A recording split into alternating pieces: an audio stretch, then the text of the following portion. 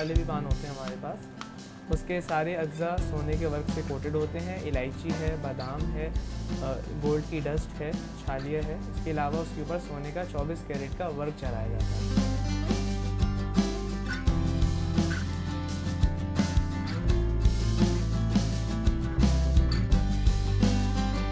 पान जो है कराची वालों की जान होती है, तो I really wanted to see the quality and wanted to visit the place because it's pretty modernise.